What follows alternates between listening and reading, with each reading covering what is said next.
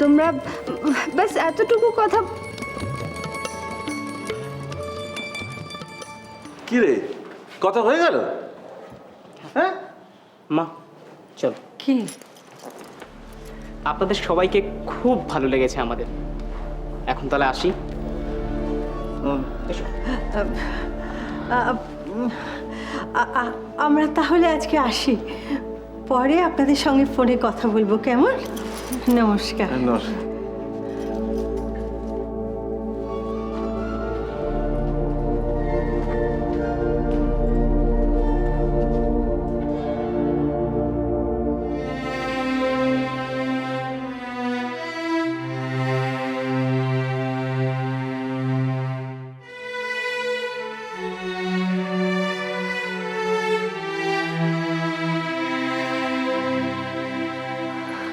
কি কথা হলো তোদের? এই মিঠু, ভয় পাচ্ছিস কেন? কিছু হবে না, তুই অত ভয় পাস না। এদিকে আয়, আয়। একদম ভয় পাবি না। ভয় পাওয়ার কি আছে? আমরা কেউ তোকে দোষ দেবো না। সব ঠিক আছে, সব ঠিক আছে। না, ঠিক নেই, কিচ্ছু ঠিক নেই। কিন্তু সবই তো ঠিকই ছিল। হঠাৎ কি এমন হলো যে? কি এমন হলো মানেটা কি? এমন করে কথা বলছে কেন সবাই মিলে? ওরা তো বললো তো বাড়িতে গিয়ে ফোনে জানাবে। তো বিয়ে কি এক কথায় হবে নাকি? এলেন, দেখে গেলেন, তারপরে বাড়িতে আলাপ আলোচনা হবে। চিত্রা, তুমি দেখো, ভালো খবরই আসবে। তোমার কথাই যেন সত্যি হয় ভাই, তোমার কথাই যেন সত্যি হয়। ও মা গো, আরে কি হয়েছে তোমার? কি হয়েছে? কিচ্ছু হয়নি, একটু পা ব্যথা করছে। পায়ে ব্যথা দেখেছো? তোমার সবটাতে বাড়াবাড়ি। মিঠুকে দেখতে আসেনি, এত আরে হই হই। বাবা, না, না, কোথায় যাচ্ছো? মলমটা তো নিয়ে আসতে দাও। আচ্ছা তুমি চুপ করবে? কেন? একটু চুপ করো না গো। একটা কথা বলি তোমায়, কি? জানো তো আজকে যখন ওই ছেলের বাড়ি থেকে লোকজন মিঠুকে দেখতে এসেছিল না, হ্যাঁ। আমার যেন তো পুরো নিজের কথা মনে হচ্ছিল। আরে যেদিন তোমার বাড়ি থেকে লোকজন দেখতে এসেছিল আমার যে কি নার্ভাস লেগেছিল, তোমাকে আমি এই কি যা হেয়ালি করে না তো, তোমার আমার নার্ভাস লাগছিল। তোমাকে তো ছোট মামা ওই দোলের দিন দেখেই অ্যাপ্রুভ করে দিয়েছিল নার্ভাস। দোলের দিন, এই শোনো, ওই দোলের দিনের কথা না তুমি মুখে এনো না। কেন? কি করেছিলে মনে নেই তোমার? কি? ছি, বৌদিকে প্রপোজ করেছিলে। বৌদি এখনো আমাকে ওই নিয়ে খ্যাপায়। আচ্ছা আচ্ছা আচ্ছা আচ্ছা, ঠিক আছে ঠিক আছে, মানলাম তুমি নার্ভাস ছিলে, কিন্তু কেন ছিলে? আমি তো তোমাকে ভালোবাসতাম, আমি তো তোমাকে বিয়ে করতে চাইতাম, তোমার তো রিজেক্ট হওয়ার কোনো কারণই ছিল না, তাহলে কেন নার্ভাস লাগছিল? ও তুমি বুঝবে না, যে বাড়ি থেকে ছোটবেলায় বড় হয়েছি সেই বাড়ি ছেড়ে একটা অন্য বাড়িতে যেতে হবে। বিয়ে হচ্ছে বলে মনের মধ্যে একটা অদ্ভুত আনন্দ হয়, তার সাথে না একটু দুঃখও হয়, জানো তো। তুমি বুদ্ধুরাম, তুমি কিচ্ছু বুঝবে না। ও, অতই যখন দুঃখ ছিল তাহলে বিয়ে বিয়ে করে অত নাচছিলে কেন? হ্যাঁ, আমি তো বেশ মুক্ত বিহঙ্গ ভালোই ছিলাম। হ্যাঁ। আমি কি বললে তুমি? কি? আমাকে বিয়ে করে তোমার খুব আফসোস হচ্ছে না? তুমি মুক্ত বিহঙ্গই ভালো ছিলে। ঠিক আছে, তুমি মুক্ত বিহঙ্গ হয়ে থাকো, আমার কাছে আসতে আরে হবে না, না। কথাটা ওভাবে শোনো না। আরে আফসোস হবে কেন? আফসোস হবে কেন? হ্যাঁ, এই দোলন দেখো না, আমি তো এখন বাবা হতে চলেছি না, তাই তো খুব এক্সাইটিং লাগছে। আমি শুধু ভাবছি যে পরের বারও কি এতটাই এক্সাইটিং লাগবে, আর তারপরের বারও কি এতটাই এক্সাইটিং লাগবে, আর তার পরের পরের বারও আর কতবার?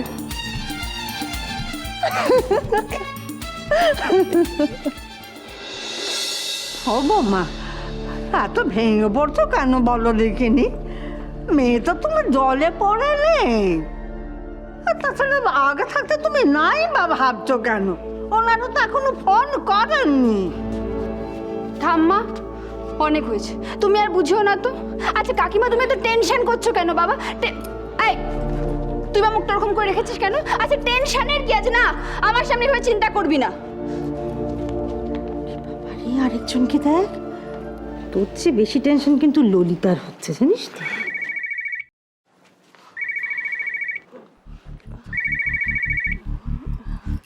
না ললিতা না, চিত্রা ফোনটা ধরো তো, ফোনটা ধরো। যাও যাও।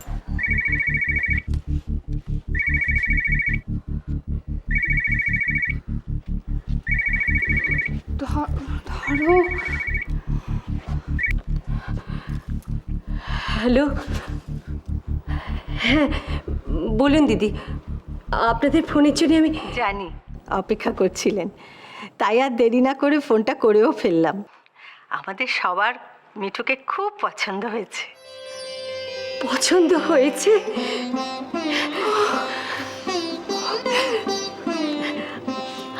আপনি যে আমাকে কি নিশ্চিন্ত করলেন দিদি। কিন্তু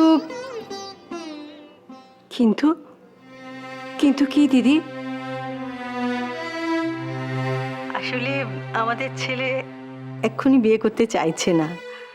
আমরা যে কবে নাগাদ বিয়েটা দিতে পারবো তাও এখন বলা মুশকিল। তবে সব ঠিকঠাক হয়ে গেলে আমরা আবার আপনাদের সঙ্গে যোগাযোগ করব। হ্যাঁ, নমস্কার।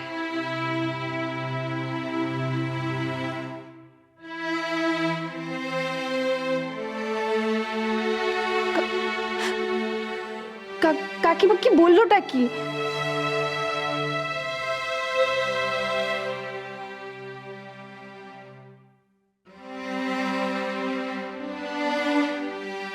পরে যোগাযোগ করবে বললো। পরে জানাবে মানেটা কি? পরে যোগাযোগ করবে মানে এই সমস্ত ক্ষেত্রে একরকম না বলে দেওয়া ভদ্রভাবে।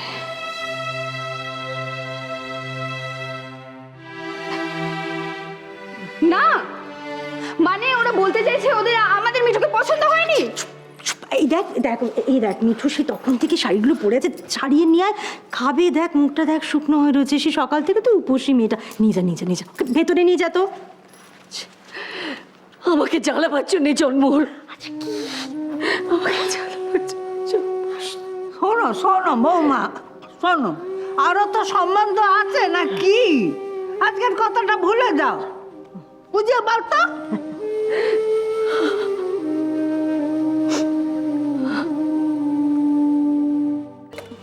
আমি সাজালাম আর ওরা মিঠুকে রিজেক্ট করে দিল।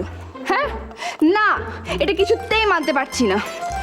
আর ললিতা রাগ করছো কেন? করবো না, করবো না। আমি সাজাবো আর হতেই পারে না, রিজেক্ট হতেই পারে না। হে ললিতা, আমার একটা কথা বলো তো, তোমার রাগটা কেন হচ্ছে? তোমার সাজানোটা রিজেক্ট হয়েছে তাই জন্য, না মিঠুকে রিজেক্ট করা তাই জন্য? ঈশান, ইটস নট ফানি। সব ব্যাপারে এরকম যোগ বার করবি। এনিওয়েজ আমাকে একটা, আমি কালকে ছেলেটার ফোন নাম্বার জোগাড় করবো। কিন্তু কেন? ফোন নাম্বার কি করবে? কেন আবার কৈফিয়ত চাইবো? মানে ওরা কিসের বেসিসে মিঠুকে রিজেক্ট করেছে এটা আমাকে জানতে হবে না? আর দাদা হিসেবে তোমার কোনো কর্তব্য নেই? আর ললিতা, এরকম কোনো নিয়ম আছে নাকি ছেলে বাড়ি থেকে মেয়ে দেখতে এসে? আর এরকমটা হয়ে থাকে বাবা। হয়ে থাকে মানেটা কি? হয়ে থাকে মানেটা কি? তুমি ছেলেটার পরে কথা বলছো? বলো আমাকে, পরে কথা বলছো? এক সেকেন্ড। তার মানে ঈশান, বিয়ের আগেও তুমি 1001টা মেয়ে রিজেক্ট করেছো, তাই না? বলো আমাকে। আমি কেন রিজেক্ট করব? আরে আমি কাউকে রিজেক্ট করি না, আমাকে তো সবাই, মানে না, আমি কাউকে রিজেক্ট করিনি। উল্টো তুমি তো আমায় রিজেক্ট করেছিলে, তাও আবার বিয়ের পর, বিয়ের আগে না। এই ওই একটা কথা তোমার বারবার মনে না করালে হয় না বুঝি? আচ্ছা, তখন যা হয়ে গেছে আমি কি এখনো সেটা শুধরাতে পারিনি?